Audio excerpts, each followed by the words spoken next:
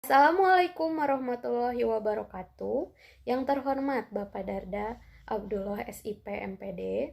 Hari ini kami dari kelompok 9 akan menampilkan sebuah tugas berupa video yang akan membahas apa itu budi pekerti.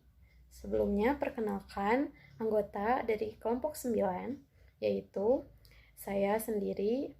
Perkenalkan, nama saya Tiffany Nur Azmi dengan NPM 205060161. Lalu yang kedua yaitu ada Widiana Aragilika dengan NPM 205060137. Yang ketiga ada Aulia Indah Ningtyas dengan NPM 205060129.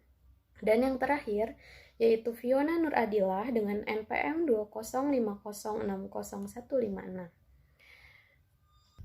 Selamat menyaksikan video dari kelompok kami.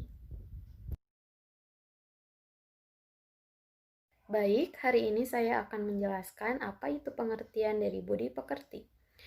Pengertian budi pekerti secara umum, dalam hal ini, secara etimologi, budi pekerti berasal dari bahasa Jawa, yaitu budi yang berarti pikir dan pekerti yang berarti perbuatan. Jadi dapat disimpulkan bahwa pengertian budi pekerti ialah sikap dan perilaku seseorang keluarga maupun masyarakat erat kaitannya dengan norma dan etika. Jika menurut pengertian lainnya, umumnya budi pekerti dikenal dengan istilah etika atau perbuatan. Namun secara etimologi, budi pekerti terdiri dari dua gabungan kata, yaitu budi dan pekerti. Kata budi mempunyai makna nalar, sadar, watak dan pikiran, sedangkan pekerti memiliki arti perangai, perilaku, perbuatan, watak, dan tabiat. Sedangkan apa sih itu pengertian dari pendidikan budi pekerti? Pendidikan budi pekerti ialah suatu upaya pembentukan, pengembangan, peningkatan, pemeliharaan, dan perbaikan perilaku peserta didik agar mau dan mampu melaksanakan tugas hidupnya secara selaras, serasi, seimbang antara lahir dan batin, jasmani, rohani, material, spiritual, dan individu sosial. Pengertian budi pekerti juga ada menurut para ahli. Yang pertama menurut KBBI atau Kamus Besar Bahasa Indonesia, yang kedua ada dari Ki Sugeng Subagja, dan yang ketiga ada Haidar, yang keempat dari Badan Pertimbangan Pendidikan Nasional, yang kelima dari Bali Batang Dikbud, dan yang keenam dari Ensiklopedia Pendidikan. Lalu selanjutnya kita akan membahas apa saja sih jenis-jenis dari budi pekerti. Yang pertama itu ada sikap terhadap Tuhan. Sebagai makhluk, kita harus menghormati Sang Pencipta. Melalui penghayatan iman, kita diajak untuk menghormati dan memuji Sang Pencipta. Pujian tersebut bisa diwujudkan dalam sikap berbaik kepada semua makhluk ciptaan, khususnya pada diri sendiri. Lalu yang kedua adanya sikap terhadap sesama manusia. Apa saja sih? Yang pertama itu sikap penghargaan terhadap tiap-tiap manusia, penghargaan bahwa pribadi manusia itu bernilai, tidak boleh direndahkan, namun tetapi harus ditingkatkan tiap manusia sebagai sesama ciptaan Tuhan, siapapun mereka itu bernilai. Dan juga menghargai pendapat orang lain, serta ingin hidup bersama orang lain yang berbeda. Lalu adanya sikap tenggang rasa, suka mengabdi, ramah, berlaku adil, setia, sopan, serta tepat janji. Lalu yang ketiga adanya sikap terhadap diri sendiri. Yang pertama itu adanya sikap jujur, serta terbuka.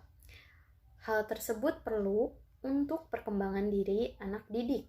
Nilai-nilai kejuruan ini perlu diterapkan jika ingin negara kita ingin berkembang dan juga manusia yang terdapat di dalamnya semakin damai serta sejahtera.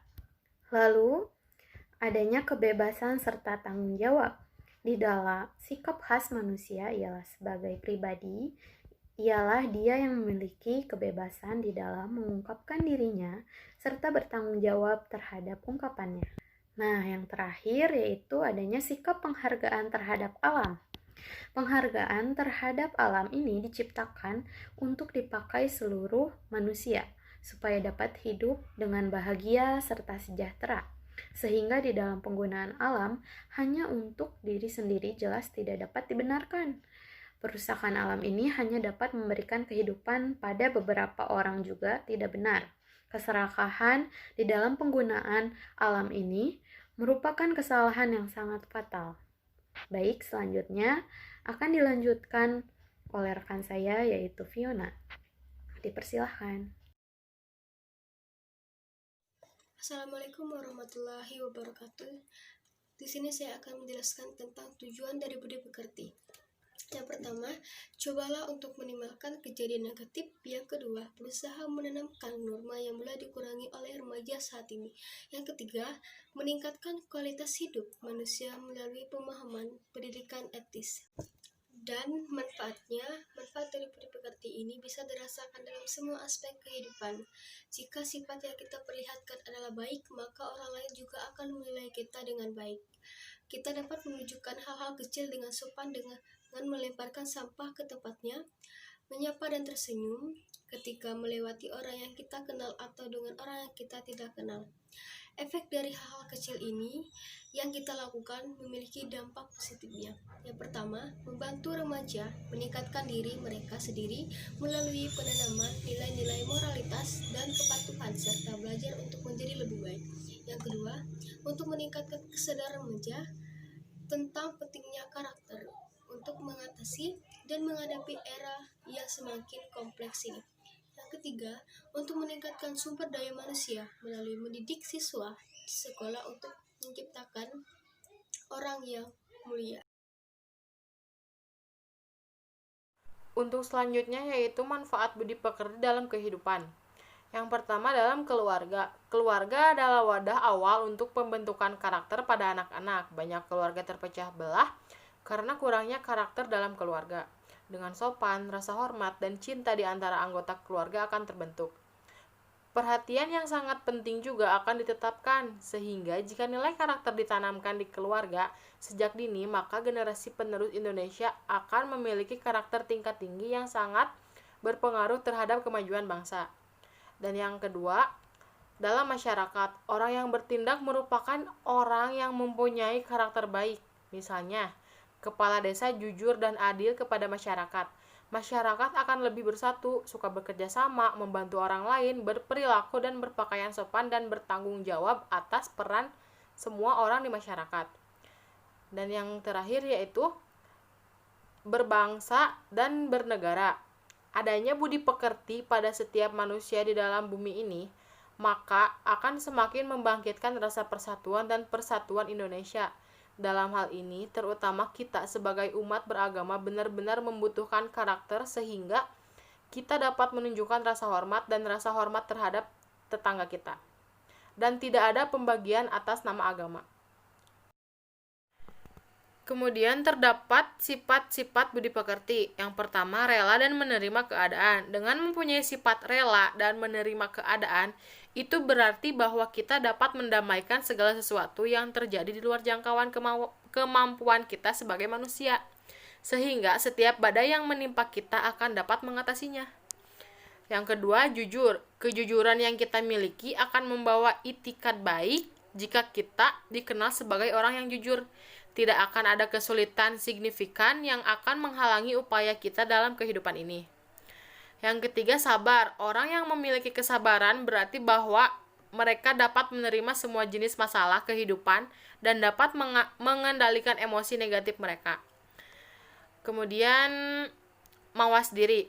Seseorang yang memiliki sifat introspektif berarti ia telah menguasai teknik berpikir secara bijak dan mampu memproses perasaan yang benar dan meyakinkan, sehingga ia mampu mewujudkan semua perilaku buruk yang menjadi kelemahannya. Lalu, budi luhur. Sifat kebajikan atau berbudi luhur harus dilatih dan dipupuk terus-menerus tanpa mengetahui kebosanan dan keputusasaan. Sehingga mendarah daging, ini adalah karakteristik dari karakter orang yang bijaksana dan mampu menampilkan kepribadian yang mulia, yang berarti selalu dalam kondisi prima, damai, dan batin.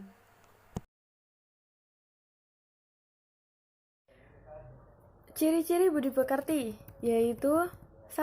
Beriman. Sikap dan perilaku yang menunjukkan kepercayaan pada Tuhan. Keyakinan ini disertai dengan kepatuhan dalam mengikuti perintah dan menghindari semua larangannya.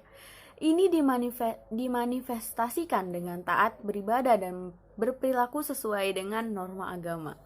Kedua, berpikir matang. Sikap dan perilaku yang menunjukkan kemampuan untuk berpikir secara objektif dan mampu mengendalikan prasangka dan terbuka untuk koreksi. Ini diwujudkan dalam perilaku yang dibimbing oleh keseimbangan rasio dan emosi agar tidak mengikuti keinginan mereka sendiri. Ketiga, memiliki tanggung jawab, sikap dan perilaku yang berani menanggung semua konsekuensi dari tindakan atau tindakan yang mereka ambil. Keempat, jujur. Sikap dan perilaku yang tidak suka berbohong, mengatakan apa adanya dan berani mengakui kesalahan. Kelima, yaitu pemaaf, mengampuni sikap dan perilaku untuk kesalahan orang lain dan tidak menyembunyikan perasaan untuk kesalahan orang lain. Keenam, rendah hati, membenci perilaku dan sikap untuk menekankan dan memprioritaskan diri mereka sendiri meskipun kenyataan lebih dari yang lain. Ketujuh, dapat bersikap adil. Sikap dan perilaku yang tidak biasa dalam mempertimbangkan keputusan, tidak memihak dan menggunakan standar yang sama untuk semua pihak. Contoh budi pekerti dalam kehidupan sehari-hari. 1. Hormat dan patuh kepada orang tua. 2. Membantu orang tua. 3. Menolong sesama teman. 4. Saling menghormati antara umat beragama. 5. Meminta maaf ketika salah dan tidak mengulanginya. 6. Mengucapkan terima kasih jika sudah dibantu. 7. Meminta izin jika ingin masuk ke rumah atau ke kamar orang lain. 8. Berbagi pengetahuan sesama teman. 9. Menjalin silaturahmi antar tetangga. Lalu, contoh budi pekerti yang buruk yang tidak diajarkan oleh budi pekerti. 1. Tidak menghormati orang tua di rumah. 2. Mengabaikan permintaan tolong orang tua. 3. Membenci sesama teman. 4. Angkuh dan tidak meminta maaf walau melakukan kesalahan. 5. Tidak pernah berterima kasih atas bantuan orang lain. 6. Sembarangan dan tidak pernah meminta izin sebelum melakukan sesuatu. Cukup sekian pemaparan materi mengenai budi pekerti dari kelompok kami. Mohon maaf bila ada kesalahan kata atau pengucapan yang kurang sesuai dalam video ini. Saya ucapkan terima kasih. Assalamualaikum warahmatullahi wabarakatuh.